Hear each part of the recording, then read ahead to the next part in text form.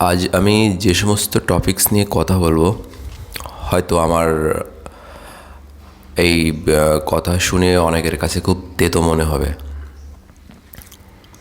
কারণ হ্যাঁ, আমি হিন্দু পরিবারের সন্তান, কিন্তু আমার লজ্জা লাগার কারণটা হলো আমাদের সমাজে, মানে হিন্দু সমাজে একটি সবথেকে বড় প্রবলেম আছে। সেই প্রবলেমটা হলো জাতিভেদ। জাতিভেদ জিনিসটা কি? দেখেন, গীতাতে পড়েছি ভগবান শ্রীকৃষ্ণ কর্ম এবং গুণের উপরে ভিত্তি করে মানুষকে 4 ভাগে বিভক্ত করে। কী কী ভাগ? ব্রাহ্মণ, ক্ষত্রিয়, বৈশ্য এবং শূদ্র। হ্যাঁ, ঠিক এইভাবে পর্যায়ক্রমে ব্রাহ্মণ, ক্ষত্রিয়, বৈশ্য এবং শূদ্র, তো এই 4 ভাগে বিভক্ত করা হয়েছে। কীভাবে বিভক্ত করেছিল? গুণ এবং কর্মের উপরে ভিত্তি করে ভগবান শ্রীকৃষ্ণ তখনকার মানব সমাজকে এই 4 ভাগে বিভক্ত করেছিল। এখন তার পরবর্তীতে ভগবান শ্রীকৃষ্ণ যখন এই ধরাধাম থেকে পৃথিবী থেকে বিদায় নেন, তো ওনার লীলা শেষ করে যখন উনি পৃথিবী থেকে চলে যান, তার পরবর্তী যে সমাজগুলো, যে জেনারেশনগুলো, মনে করেন একজন ব্রাহ্মণ, উনি পূজা অর্চনা করেন, উনি বিভিন্ন সমাজের যে সমস্ত বড় বড় কাজ, যে সমস্ত ভালো ভালো কাজ, সেখানে নেতৃত্ব দেন, কারণ উনি পূজা পাঠ করেন। ওনার দায়িত্ব হলো পূজা অর্চনা করার। ঠিক আছে, তাহলে একজন মানুষ যখন সুন্দর ড্রেস, পরিষ্কার নিশ্চয়ই পূজা করতে গেলে পরিষ্কার পরিচ্ছন্ন ড্রেস পরতে হয়, এবং একজন যখন খেটে খাওয়া মানুষ, যে খেটে খায়, ঠিক আছে, সেই পরিষ্কার পরিচ্ছন্ন ড্রেস পরা মানুষগুলো ওই খেটে খাওয়া মানুষগুলোকে তো ঘৃণা করবে। বিষয়টা এমন না, ঘৃণা তখন করতো, কারণ সে ভাবতো কি, হ্যাঁ আমি তো বেশ ভালো কাজ করছি, পরিষ্কার পরিচ্ছন্নভাবে বিভিন্ন পূজা অর্চনা ঠাকুরের কাজ করছি। আর যে সমস্ত মানুষ মাঠে ঘাটে খেটে দুবেলা দুমুঠো অন্ন মুখে দেওয়ার জন্য দিন রাত পরিশ্রম করে যাচ্ছে, সেই মানুষগুলোকে ছোট জাত হিসেবে গণ্য করা ধরল। কিন্তু ভগবানকে এটা বলেছিল যে কে ছোট, কে বড়, কে উঁচু, কে নিচু, না। উনি কিন্তু ভেদাভেদটা করতে শিখায়নি, বা তখন বলেওনি যে এ ছোট ও বড়, শিখায়নি। কি বলেছিলাম আমি আগে? কর্ম এবং গুণের উপরে ভিত্তি করে মানুষকে 4 ভাগে বিভক্ত করেছিল। হ্যাঁ, তবে আমার ভগবানের উপরে একটু আক্ষেপ আছে এই বিষয়টা নিয়ে। সব থেকে বড় আক্ষেপটা ভগবানের উপরে আমার এটা, যে কি দরকার ছিল, কোনো দরকার ছিল এই 4 ভাগে বিভক্ত করার? এই 4 ভাগে বিভক্ত করার কারণে আজ আমাদের সমাজের সব থেকে বড় প্রবলেম ক্রিয়েট হয়েছে। আমাদের হিন্দু সমাজে আমাদের ভিতরে কোনো একতা নেই, ডেফিনেটলি কোনো একতা নেই। আমার খুব জানতে ইচ্ছে করে, ঠাকুর, তোমার কাছে আমি জানতে ইচ্ছে করে,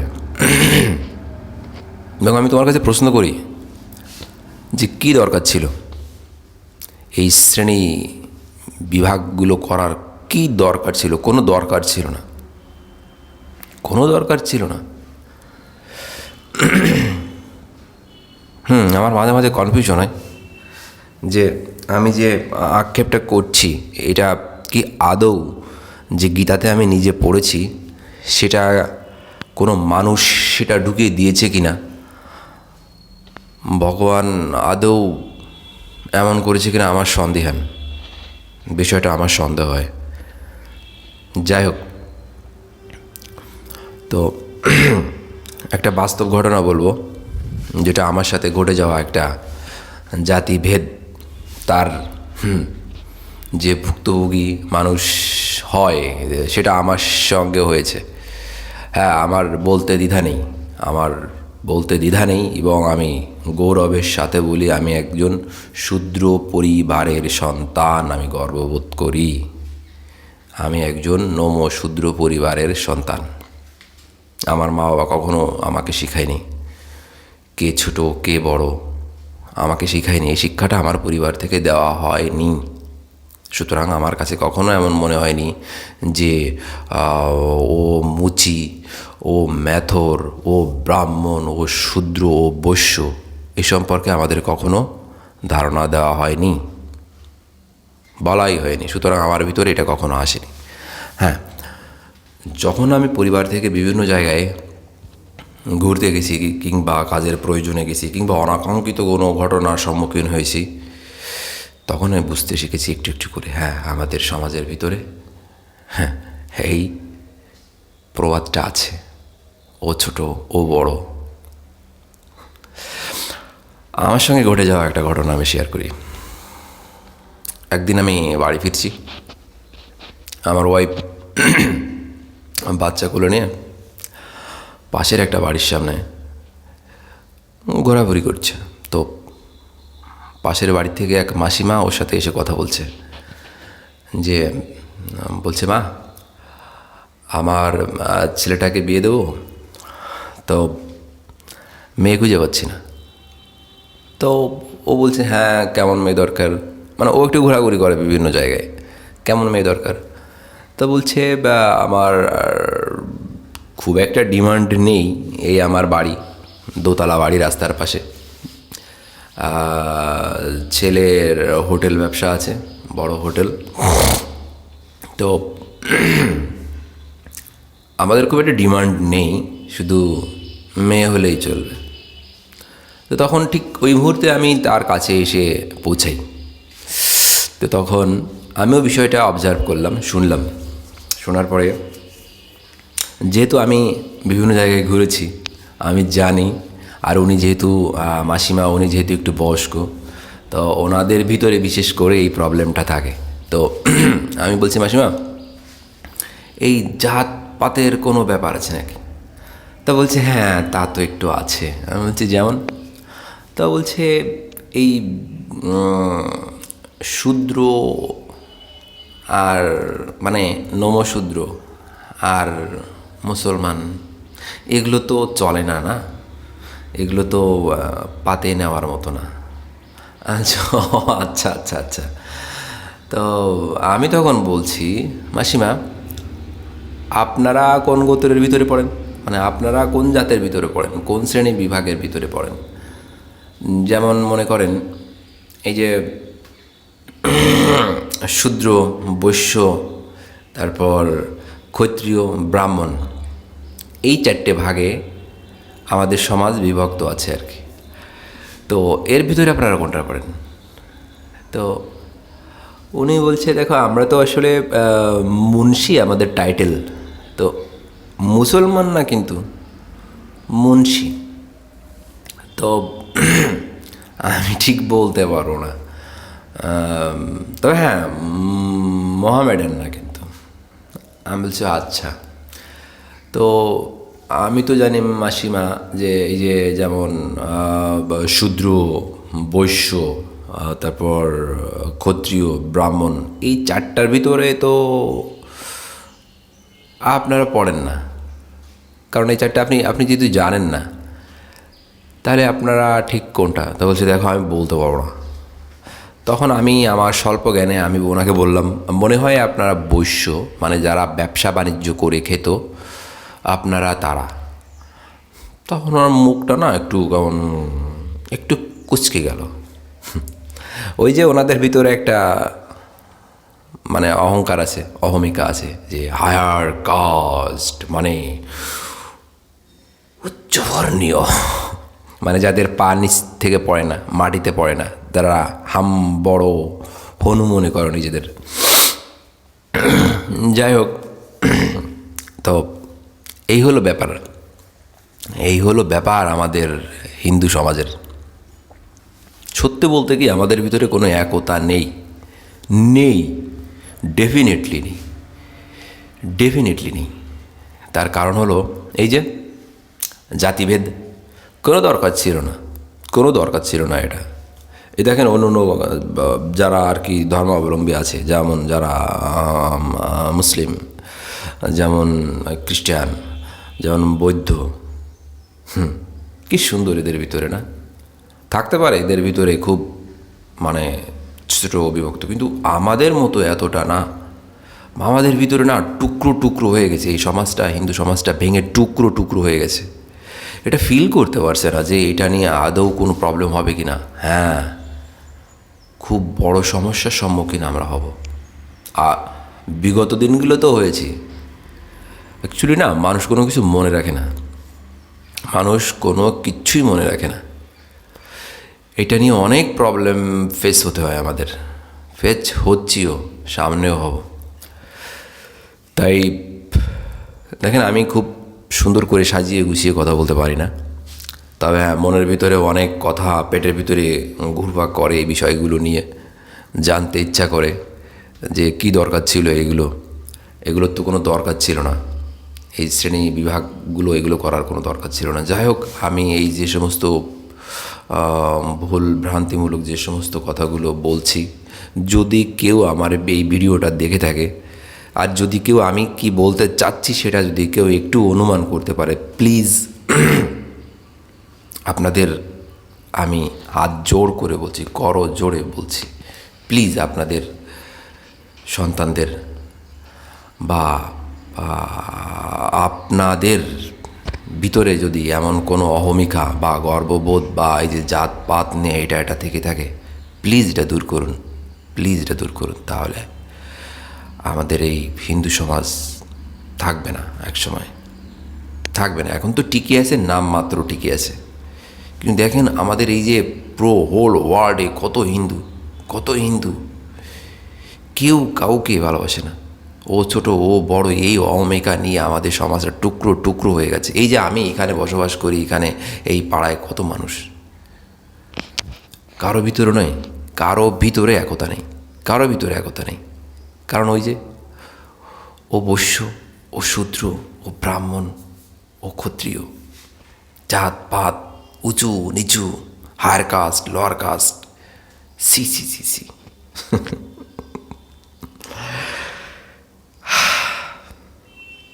দেখেন, আমি একজন শিক্ষিত ছেলে, আমি বলছি আমি একজন শিক্ষিত ছেলে, তাই আমার কাছে না এগুলো খুব বড় বিষয় বলে মনে হয়, খুব বড় বিষয় বলে মনে হয়। হ্যাঁ, অশিক্ষিতদের ভিতরে যে এগুলো মানে যারা লেখাপড়া কম জানে বা বাইরের জ্ঞান খুবই কম আছে, এদের ভিতরে এই জ্ঞানটুকু নেই তা না। হ্যাঁ, তারা একটা মনে মনে একটা আক্ষেপ রাখে যে হ্যাঁ, ওরা উপর তলায় থাকে, ওরা বড় জাত, আমি খেটে খাই, আমি ছোট জাত। হ্যাঁ, তাদের ভিতরে এই ছোট ভাব সবসময় থাকে। কেন থাকবে? এইটা কেন ঢুকিয়ে দিচ্ছি আমরা তাদের মনে? তাদের ভিতরে কি রাগ জাগছে না? তাদের ভিতরে কি ক্রোধের বশবর্তী হয়ে যদি কখনো আপনার উপরে অ্যাটাক করে? হচ্ছে তো, এ কারণেই তো হচ্ছে। আপনার উপরে যদি কখনো কোনো অসামাজিক কর্মকাণ্ড বা কোনো বা অনিয়ম ঘটে বা সমাজের কোনো একটা প্রেশার ক্রিয়েট কেউ করে বাইরে থেকে বিভিন্ন বিষয় নিয়ে, সেটা হতেই পারে, তখন ওই ছেলেটা তো আপনার পাশে দাঁড়াবে না। কারণ আপনি তো তাকে ছোটো জাত বলে মনে করেন, ও ছোট, ও আসবে না, ও তখন মনে মনে না হাসবে যে ঠিক আছে কাকু, আপনার প্রাণ বাঁচা।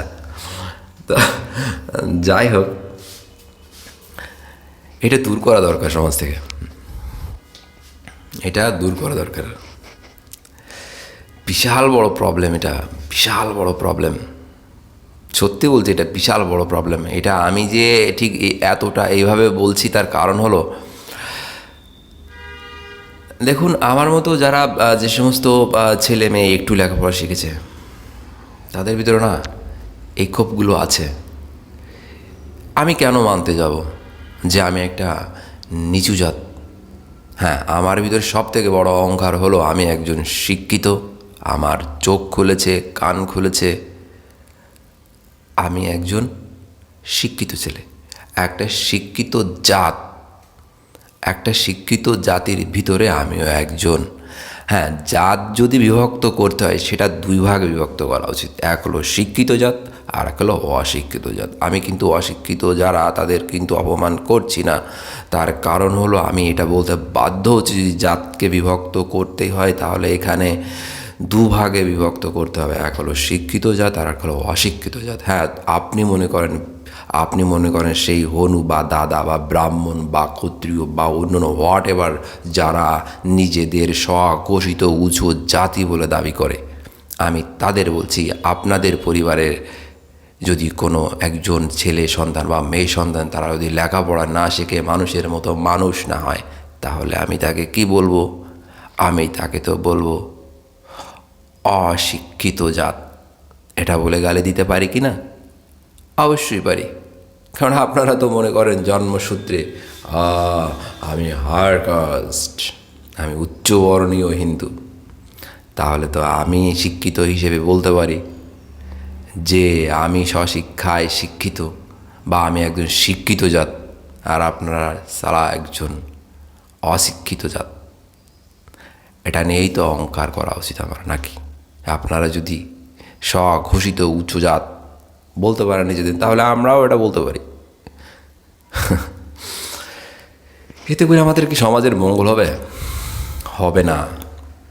আমাদের সমাজের মঙ্গল এটাই বয়ে আনবে না। আমরা সবার মনের থেকে এই জাত পাত, হিংসা, অহংকার এগুলো ধুয়ে না ফেলা পর্যন্ত আমাদের সমাজ, আমাদের সনাতন ধর্মর কোনো ভালো কিছু বয়ে আনবে না। সত্যি বলছে, আনবে না। তাই আমাদের ভিতরে এই জাতিভেদ, এই মাথার থেকেই এটা ফেলে দেওয়া উচিত। এটা মনে করা উচিত সবার উপরে মানুষ সত্য, তার উপরে কিছু নেই। সত্যি স্বামীজির কথা খুব মনে পড়ে। ওনাকে আমি গুরু বলে মানি। সত্যি ওনাকে খুব মিস করি, ওনাকে খুব মিস করি। প্লিজ, হয়তো অনর্থক বকবক করলাম, আর আমার কথায় যদি কারো কষ্ট লাগে আমাকে প্লিজ ক্ষমা করে দেবেন। আমি আসলে কি বোঝাতে চেয়েছি যদি আমার কথাগুলো মন দিয়ে কেউ শোনেন হয়তো বুঝতে পারবেন। তো ঠিক আছে, আজ এই পর্যন্ত। পরবর্তীতে হয়তো আবার কোনো নতুন টপিকস নিয়ে কথা বলবো। ভালো থাকবেন। টাটা।